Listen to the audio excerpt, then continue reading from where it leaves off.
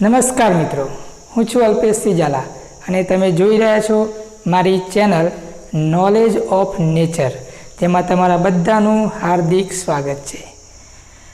Lecture number 7ની અંદર આપણે કુલમ્બના નિયમનું સદિશ સ્વરૂપ જોઈ ગયા છીએ।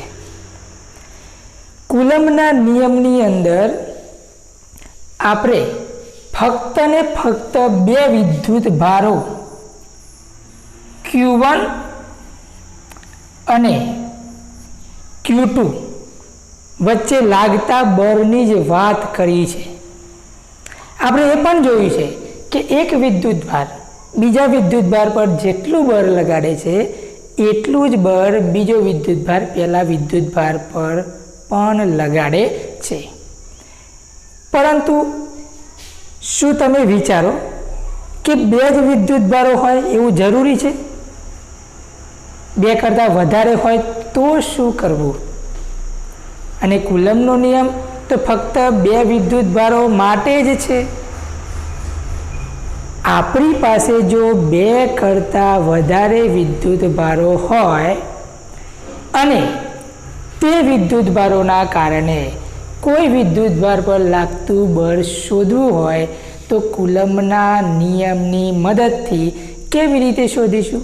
આપણે તો જોઈ ગયા છીએ કે ભાઈ કુલમ્બના નિયમનું સૂત્ર આવું છે કે Q1 વિદ્યુત ભાર વડે Q2 પર લાગતું બળ 2 પર લાગે છે માટે 2, 1 વડે લાગે છે માટે 1, F21 બરાબર આપણે આવું લખતા હતા કે Q1 Q2 અપન અહીંયા 2 1 છે માટે અહીંયા મૂકી દેવાનું R21 સ્ક્વેર, અહીંયા આપણે લખીશું R21 કેરેટ।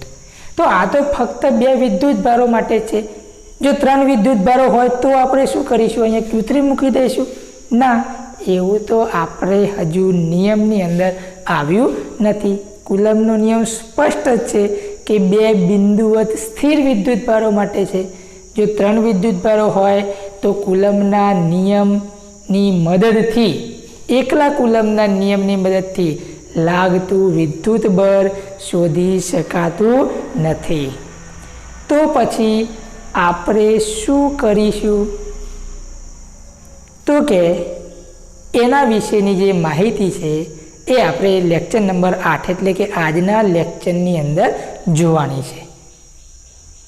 એ આપણે સિદ્ધાંત જોઈશું જેની મદદથી ગમે તેટલા વિદ્યુત ભારો હોય તો પણ આપણે પરિણામી બળ શોધી શકીશું। અને તે ટોપિકનું નામ છે સંપાતપનાનો સિદ્ધાંત। તો આજે આપણે જોવાનો છે સંપાતપનાનો સિદ્ધાંત। તો ચાલો આપણે સ્ટાર્ટ કરીએ સંપાતપનાનો સિદ્ધાંત। હું તમને પહેલાં જ વાત કરી સંપાતપનાના સિદ્ધાંતની આપણે કેમ જરૂર પડી? કેમ જરૂર પડી મિત્રો? તો કે જ્યારે બે કરતાં વધારે વિદ્યુત ભારો હોય અને તે વિદ્યુત ભારોના કારણે કોઈ એક વિદ્યુત ભાર પર લાગતું પરિણામી બળ શોધવું હોય તો આપણે એકલા કુલમ્બના નિયમની મદદથી શોધી શકતા નથી। તો પછી આપણે કુલમ્બના નિયમને ભૂલી જઈશું? તો કે બિલકુલ નહીં। આપણે સંપાતપનાના સિદ્ધાંતની મદદથી એક કરતાં વધારે વિદ્યુત ભારો વડે કોઈ એક વિદ્યુત ભાર પર લાગતું બળ ચોક્કસ શોધી શકીશું, પરંતુ તેમાં આપણે કુલમ્બના નિયમનો ઉપયોગ કરીશું। તો વાત એવી છે કે જ્યારે એક કરતાં વધારે વિદ્યુત ભારો હાજર હોય અને જો તમારે કોઈ એક વિદ્યુત ભાર પર લાગતું પરિણામી વિદ્યુત બળ શોધવું હોય તો કુલમ્બના નિયમની મદદ ઉપરાંત સંપાતપનાના સિદ્ધાંતની પણ જરૂર પડે છે। તો કયો છે સંપાતપનાનો સિદ્ધાંત? આપણે જોઈએ તો જુઓ મિત્રો, આ એક આપણે અવકાશની અંદર વાત કરીએ છીએ, એટલે કે ત્રિપરિમાણ લઈશું આપણે x, y અને z। આ ઉગમ બિંદુ O છે। હવે આ અવકાશ છે, અવકાશને આપણે દર્શાવી શકતા નથી, એટલા માટે આપણે એનું સોલ્યુશન નીકાળ્યું છે કયું કે ભાઈ આપણે ત્રિપરિમાણીય યામ પદ્ધતિ વાપરવાની. હવે આ અવકાશની અંદર જો અહીંયા વિદ્યુત ભારો છે. એક વિદ્યુત ભાર છે Q1, બીજો વિદ્યુત ભાર છે Q2, ત્રીજો વિદ્યુત ભાર છે Q3. હાલ પૂરતા આપણે પહેલાં 3 વિદ્યુત ભારથી સ્ટાર્ટ કરીએ કે ભાઈ કોઈ તંત્રની અંદર 3 વિદ્યુત ભારો આવેલા છે. કેટલા? 3. અહીંયા આપણે સરળતા ખાતર નામ આપ્યા છે Q1, Q2 અને Q3. હવે Q1 વિદ્યુત ભાર છે, તેનો ઉગમ બિંદુથી સ્થાન સદિશ આપણે દર્શાવીશું R1 સદિશ. Q2 વિદ્યુત ભાર છે, તેનો ઉગમ બિંદુથી સ્થાન સદિશ આપણે દર્શાવીશું R2 સદિશ. અને Q3 વિદ્યુત ભાર છે, તેનો ઉગમ બિંદુથી સ્થાન સદિશ આપણે દર્શાવીશું R3. તો સ્થાન સદિશ આપણે દર્શાવી દીધા વિદ્યુત ભાર Q1, Q2 અને Q3ના. હવે અહીંયા 3 વિદ્યુત ભારો છે. તમે જુઓ કે તમે Q1 વિદ્યુત ભાર Q3 પર બળ લગાડશે કે Q2 Q3 પર બળ લગાડશે કે Q3 Q2 પર બળ લગાડશે. તો આપણે જોઈ ગયા છીએ કે એક વિદ્યુત ભાર બીજા વિદ્યુત ભાર પર જેટલું બળ લગાડે છે એટલું જ બળ બીજો વિદ્યુત ભાર પહેલા વિદ્યુત ભાર પર લગાડે છે. એવું નથી કે એકલો Q2 જ લગાડી શકે કે એકલો Q3 લગાડી શકે કે એકલો Q1 લગાડી શકે. બંને વિદ્યુત ભારો પરસ્પર શું લગાડવાના મિત્રો?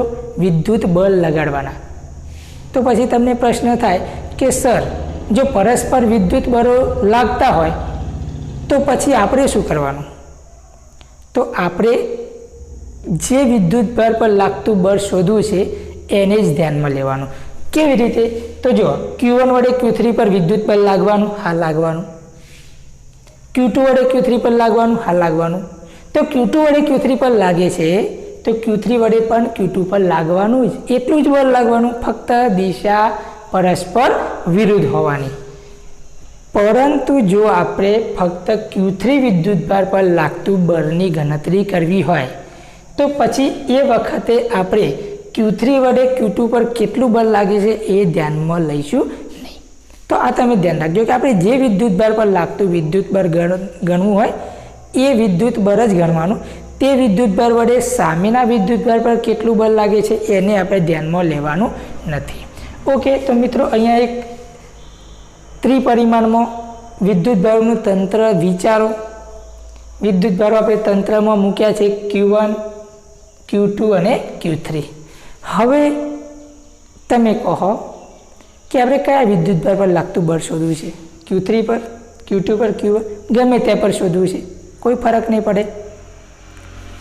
સંપાતપણાના સિદ્ધાંતની મદદથી 2 કે 2 કરતાં વધારે વિદ્યુત ભારો હોય તો તેમના વડે કોઈ એક વિદ્યુત ભાર પર લાગતું બળ શોધવું હોય તો આપણે સરળતાથી શોધી શકવાના છીએ. તો આપણે માની લો કે અહીંયા Q3 વિદ્યુત ભાર પર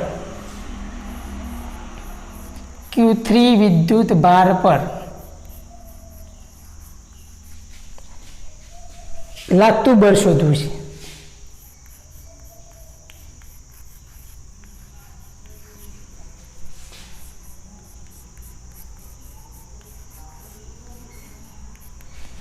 ચલો, Q3 વિદ્યુત ભાર પર કોના કારણે બળ લાગવાનું? તો કે Q1 વડે લાગવાનું, બીજું Q2 વડે લાગવાનું. Q1 વડે Q3 પર લાગતું બળ, Q2 વડે Q3 પર લાગતું બળ. તો આપણે Q3 વડે Q2 પર લાગતું બળ ગણીશું ના. કેમ? કારણ કે હવે Q3 વિદ્યુત ભાર પર લાગતું બળ શોધવું છે. તો મિત્રો અહીંયા Q3 વિદ્યુત ભાર છે એ Q3 વિદ્યુત ભાર પર કોના કારણે બળો લાગે છે ભાઈ? તો કે Q3 વિદ્યુત ભાર પર કોના કારણે? Q1 અને Q2 વિદ્યુત ભારો વડે બળ લાગે છે. તો તમને થોડો આઈડિયા આવ્યો હશે કે Q3 જે વિદ્યુત ભાર છે એના પર Q1 વડે પણ બળ લાગે છે, Q3 જે વિદ્યુતભાર છે એના પર Q2 વડે પણ બળ લાગે છે. તો આપણે તો Q3 વિદ્યુતભાર પર લાગતું પરિણામી બળ શોધવાનું છે. કોના નિયમની મદદથી? સંપાતપણાના નિયમ અથવા તો સિદ્ધાંતની મદદથી. તો સંપાતપણાનો સિદ્ધાંત શું કહે છે એ બરાબર તમે ધ્યાન રાખજો. તો પહેલાં તો અહીંયા તમારે કુલમના નિયમનો ઉપયોગ કરવો પડશે, કારણ કે બે વિદ્યુતભારો વચ્ચે લાગતું બળ શોધવા માટે કુલમનો નિયમ જ ઉપયોગી છે. તો તમારે આપણે પહેલાં જ જોઈ ગયા છીએ મિત્રો કે જો લાગતું વિદ્યુત બળ શોધવું હોય તો શું કરવાનું? તો કે પહેલાં બે વિદ્યુતભારોને જોડતી રેખા દોરી દેવાની. તો ચલો અહીંયા હું રેખા દોરી દઉં છું. એટલે કે આ રેખાથી આપણને ફાયદો એ થશે કે જે બળ લાગવાનું આ બે વિદ્યુતભારોને જોડતી રેખા પર લાગશે. તો આપણે Q1 વડે Q3 પર લાગતું બળ શોધવાનું છે. ઓકે, Q3 વડે Q1 પર નહીં, હાલ Q1 વડે Q3 પર. ચાલો, Q1 કયો વિદ્યુતભાર છે? ધન. Q3 કયો વિદ્યુતભાર છે? ધન. Q3 પર કોના કારણે બળ લાગે છે? Q1 ના કારણે. તો Q1 વડે Q3 પર બળ લાગે છે, તો Q3 દૂર જવાનો કે નજીક આવવાનો? દૂર જવાનો. કેમ? કારણ કે અપાકર્ષી બળ લાગવાનું. બંને ધન વિદ્યુતભારો છે. ઓકે, કોના પર લાગે છે? 3 પર. આપણે સંજ્ઞા જોઈ ગયા છીએ.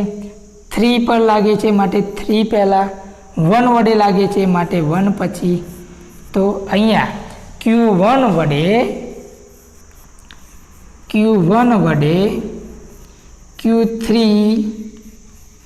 વિદ્યુતભાર પર લાગતું કયું બળ મિત્રો? વિદ્યુત બળ. સંજ્ઞા કઈ દર્શાવીશું આપણે? F31 સદિશ. જો તમને સંજ્ઞા લખતા આવડી તો અગાઉના લેક્ચરની અંદર હું તમને સૂત્ર કઈ રીતે લખવાનું એ સમજાવ્યું છે.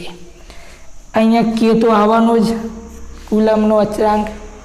એ ના લખવો હોય તો 1/4πε0 તમે લખી શકો છો. અહીંયા 3 અને 1 છે માટે અહીંયા વિદ્યુતભારો આપણે કયા લેવાના? Q1 Q3. અહીંયા 3 અને 1 છે તો અહીંયા આપણે શું લખીશું? R31 નો સ્ક્વેર. અને અહીંયા આપણે લખી દેવાનું R31 કેરેટ. એનો મતલબ R31 શું છે મિત્રો? Q1 અને Q3 વચ્ચેનું અંતર, એટલે કે આ અંતર છે R31 સદિશ. કઈ દિશામાં આવશે મિત્રો? આ દિશામાં, કારણ કે 1 વડે 3 પર લાગે છે. હું તમને તીર કયો દોરવાનું એ પણ શીખવાડ્યું છે આગળના લેક્ચરમાં. તમે જો એ લેક્ચર ના જોયું હોય તો જોઈ લેજો પહેલાં, કે ભાઈ 1 વડે 3 પર બળ લાગે છે, એટલે Q3 પર જે બળ લાગે છે એનું ઉદ્ગમ કયો છે? 1 પર.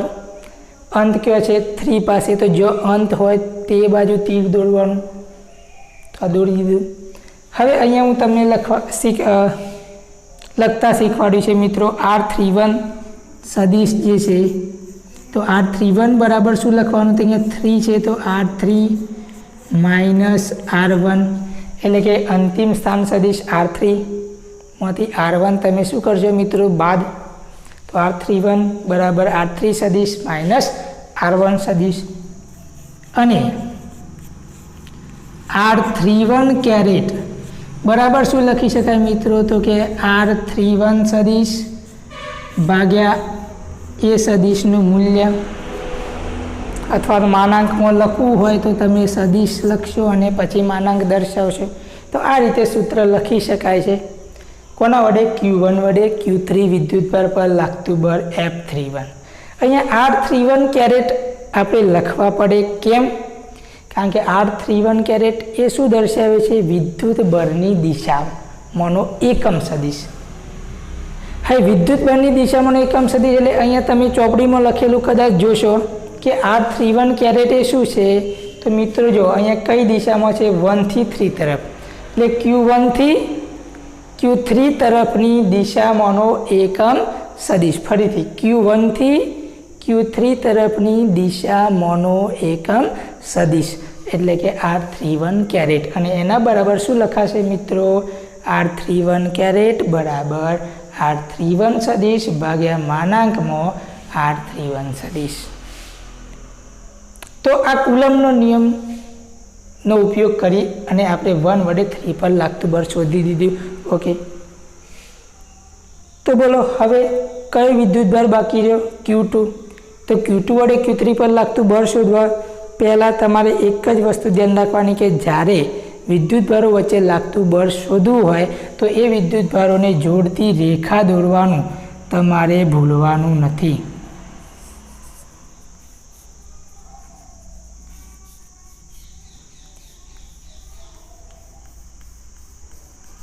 ઓકે, ચલો Q2 અને Q3 ને જોડતી રેખા દોરી દીધી છે આપણે મિત્રો. Q2 વડે Q3 પર લાગતું બળ Q2 વડે Q3 પર લાગતું બળ. ચલો મિત્રો, કયા વિદ્યુતભાર પર બળ લાગે છે? Q3 પર. માટે બળ માટેની સંજ્ઞા લખી દેવાની F સદિશ. 3 પર લાગે છે માટે 3 પહેલાં, 2 વડે લાગે છે માટે 2 પછી. તમને આટલું લખતા આવડે તો સૂત્ર લખતા આવડવું જોઈએ. કુલમનો અચળાંક કે 3 અને 2 એટલે વિદ્યુતભારો લેવાના છે Q2 Q3. 3 2 છે એટલે અહીંયા બે વિદ્યુતભારો વચ્ચેનું અંતર R32 નો સ્ક્વેર, અને અહીંયા આપણે લખીશું R32 કેરેટ. તો આ થઈ ગયું સૂત્ર Q2 વડે Q3 વિદ્યુતભાર પર લાગતા બળ માટેનું. ચાલો Q2 અને Q3 ધન છે. Q2 વડે Q3 પર બળ લાગવાનું છે. કયું બળ લાગશે? અપાકર્ષી બળ. અપાકર્ષી બળ લાગે એટલે વિદ્યુતભાર દૂર જાય, તો બળની દિશા આપણે દર્શાવીશું F32. તો આ થઈ ગયું Q2 વડે Q3 પર લાગતું બળ. સર, આ તો તમે અમને એ સમજાવ્યું કે ભાઈ Q2 વડે Q3 પર લાગતું બળ, Q1 વડે Q3 પર લાગતું બળ. તો સંપાતપણાના સિદ્ધાંતનો અહીંયા તમે ઉપયોગ ક્યાં કર્યો? તો એ ઉપયોગ હવે આપણે કરવાનો છે. ચલો, F31 કયું બળ છે? તો કે Q1 અને Q3 વચ્ચેનું સ્વતંત્ર બળ. F32 કયું બળ છે? તો કે Q2 અને Q3 વચ્ચેનું સ્વતંત્ર બળ. તો સંપાતપણાનો સિદ્ધાંત આવું કહે છે, બરાબર ધ્યાન રાખજો કે બે કરતાં વધારે વિદ્યુત ભારો વડે, ફરીથી બોલું છું, બે કરતાં વધારે વિદ્યુત ભારો વડે કોઈ એક વિદ્યુતભાર પર લાગતું પરિણામી વિદ્યુત બળ, એટલે આપણે Q3 પર લાગતું પરિણામી વિદ્યુત બળ મેળવવું છે. તો એ કેટલું હોય? તો કે તે વિદ્યુતભારો છે એ વિદ્યુતભારોના સ્વતંત્ર વિદ્યુતભારોની વાત છે, ધ્યાન રાખજો. તો કે બે વિદ્યુતભારો વચ્ચે લાગતું જે સ્વતંત્ર બળ છે એટલે કે F31 F32 એના સદિશ સરવાળા જેટલું હોય છે. એટલે સિમ્પલી સંપાતપણાનો સિદ્ધાંત આવો છે કે Q3 પર લાગતું પરિણામી બળ, એટલે અહીંયા હું લખું છું F3. ચાલો અહીંયા લખીએ. આ Q3 પર લાગતું પરિણામી બળ. તો F3 કેટલું હોય? તો સંપાતપણાના સિદ્ધાંતની મદદથી એવું કહી શકાય કે જેટલા પણ વિદ્યુતભારો છે તે વિદ્યુતભારોમાં જે સ્વતંત્ર બળો લાગે છે, બે વિદ્યુતભારો વચ્ચે જે લાગતા સ્વતંત્ર બળો છે, એટલે કયા સ્વતંત્ર બળ લાગે છે? એક F31 સદિશ અને બીજું સ્વતંત્ર કયું બળ લાગે છે? F32 સદિશ. એના સદિશ, ધ્યાન રાખજો, સદિશ સરવાળા જેટલું હોય છે. તો આ થઈ ગયો આપણો સંપાતપણાનો સિદ્ધાંત. તો ફરીથી કે કોઈ તંત્રમાં બે કરતાં વધારે વિદ્યુત ભારો વડે કોઈ એક વિદ્યુતભાર પર લાગતું પરિણામી વિદ્યુત બળ એ દરેક સ્વતંત્ર વિદ્યુતભારો વડે લાગતા બળના સદિશ સરવાળા જેટલું હોય છે. એટલે કે અહીંયા જો કુલમના નિયમનો તો ઉપયોગ આપણે કર્યો જ છે, તો સંપાતપણાનો સિદ્ધાંત ફક્ત એવું કહે છે કે જે સ્વતંત્ર વિદ્યુત બળો લાગે છે એનો તમારે સદિશ સરવાળો કરવાનો છે. હવે સદિશ સરવાળો કરવા માટે આપણને ખબર છે કે ચલો ભાઈ F31 સદિશ વત્તા F32 સદિશ સદિશ સરવાળો છે. એનો મતલબ કે આ સરવાળો સાદા બીજગણિત જેવો નથી. આપણે આગળ ધોરણ 11ની અંદર જોઈ ગયા છીએ સદિશોના સરવાળા માટેની રીત. કઈ રીત છે? એક ત્રિકોણની રીત, એક સમાંતર બાજુ ચતુષ્કોણની રીત, એક બૈજિક રીત અને એક સૂત્રની રીત. હવે અહીંયા આપણે એ રીત પૈકી ગમે તે રીતનો ઉપયોગ કરી શકીશું, પરંતુ દરેકની રીત અલગ અલગ છે. અહીંયા તમે જુઓ કે બે બળોની દિશા આવી છે. આ Q3 વિદ્યુતભાર છે, આ કઈ વિદ્યુતભાર છે? Q3. આ બાજુ કયું બળ લાગે છે? જુઓ મિત્રો, જોજો તમે F31. બીજું બળ Q3 બિંદુએથી, એટલે આ બિંદુ વિચારો તમે, આ દિશામાં લાગે છે.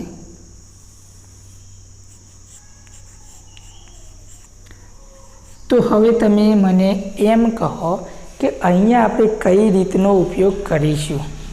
ત્રિકોણની રીતનો કરીશું? બિલકુલ નહીં, કારણ કે ત્રિકોણની રીત માટેનો નિયમ આવો છે કે પહેલો વિદ્યુતભાર ગમે ત્યાં બિંદુએથી પહેલો સદિશ ગમે ત્યાં બિંદુએથી દોરવાનો, પરંતુ બીજો સદિશ હંમેશા પ્રથમ સદિશનું જે શીર્ષ છે એ શીર્ષ ઉપર બીજા સદિશનું પૂછ રહે એ રીતે દોરવો. તો તમને આ જે છે એ કયો સદિશ મળે છે? પરિણામી સદિશ. આ ત્રિકોણની રીત માટેનું છે. તો અહીંયા તો બંને સદિશો એક જ બિંદુમાંથી દોરેલા છે. તો એના માટે આપણે કઈ રીત જોઈ હતી? સમાંતર બાજુ ચતુષ્કોણની રીત. સમાંતર બાજુ ચતુષ્કોણમાં આપણે બંને સદિશો એક જ બિંદુમાંથી દોરવાના. દોરી દીધા? હા, દોરી દીધા. હવે જો હું તમને યાદ કરી દઉં, ના હોય તો આ એ સદિશ આપણે અહીંયા O બિંદુ, આ બી સદિશ. હવે આપણે શું કરતા હતા? તો કે અહીંયા સમાંતર બાજુ ચતુષ્કોણ પૂરો કરતા હતા. તો એ સામસામેની જે બાજુઓ છે એ બાજુઓ પર સમાન સદિશનું મૂલ્ય જેટલો સદિશ લેવાનો અને સમાંતર બાજુ ચતુષ્કોણ પૂરો કરવાનો, અને પછી સમાંતર બાજુ ચતુષ્કોણનો વિકર્ણ દોરવાનો. એ વિકર્ણ તમને પરિણામી સદિશ આપશે. તો અહીંયા પણ આવું છે. ચલો અહીંયા આપણે સમાંતર બાજુ ચતુષ્કોણ પૂરો કરવા માટે F31ના મૂલ્ય જેટલો અહીંયા એક બાજુ દોરવાની, આના મૂલ્ય જેટલી અહીંયા એક બાજુ દોરવાની.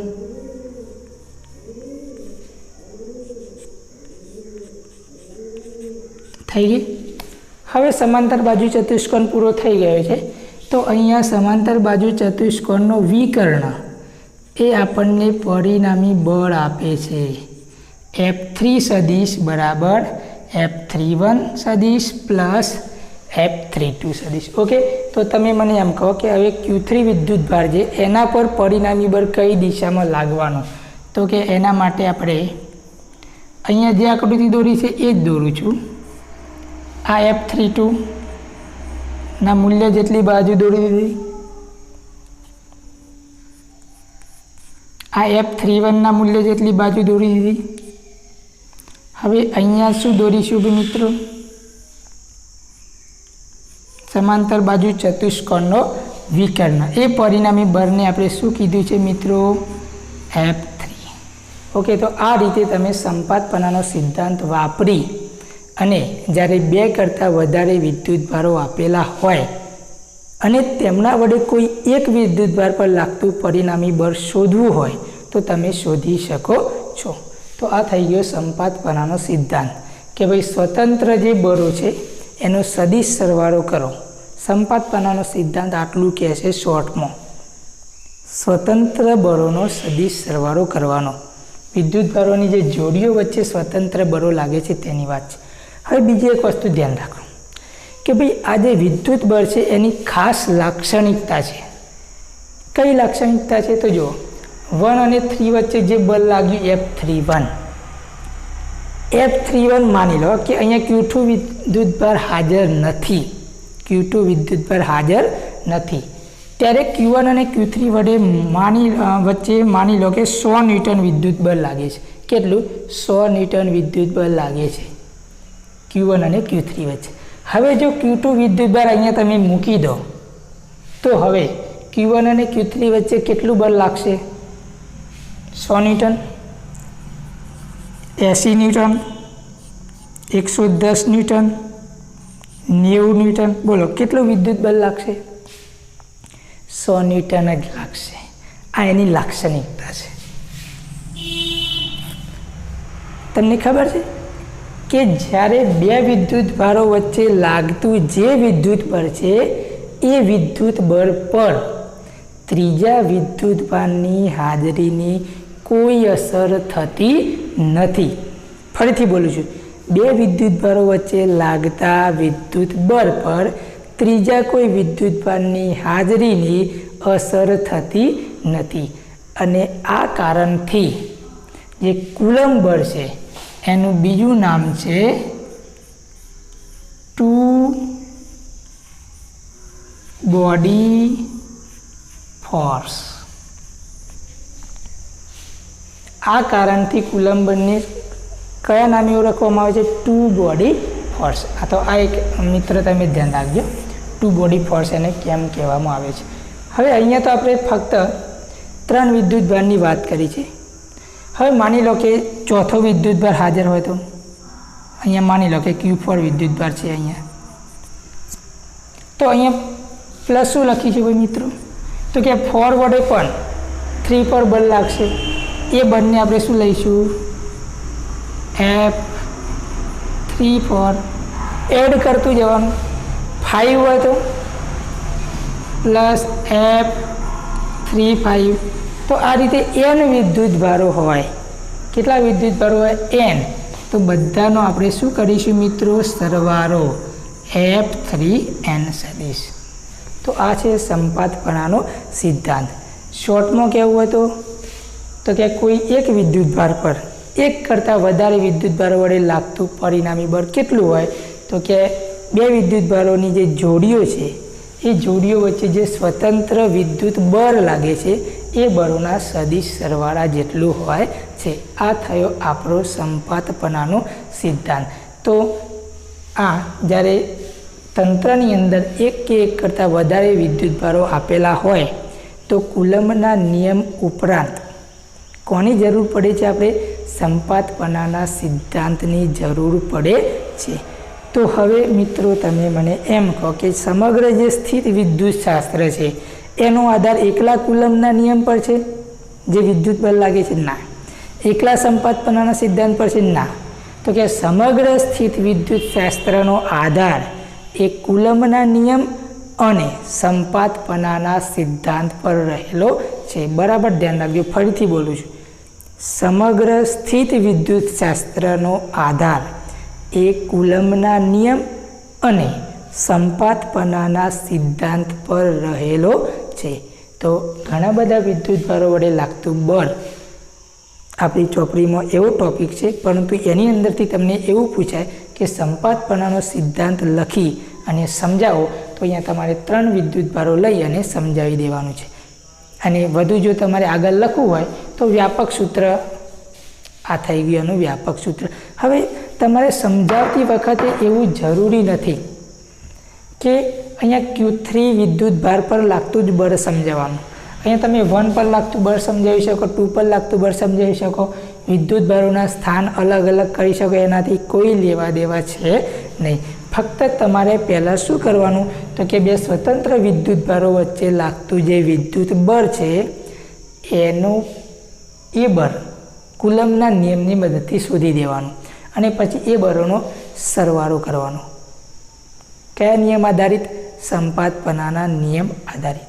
ઓકે, તો આ થયો આપણો સંપાતપણાનો સિદ્ધાંત. Thank you very much.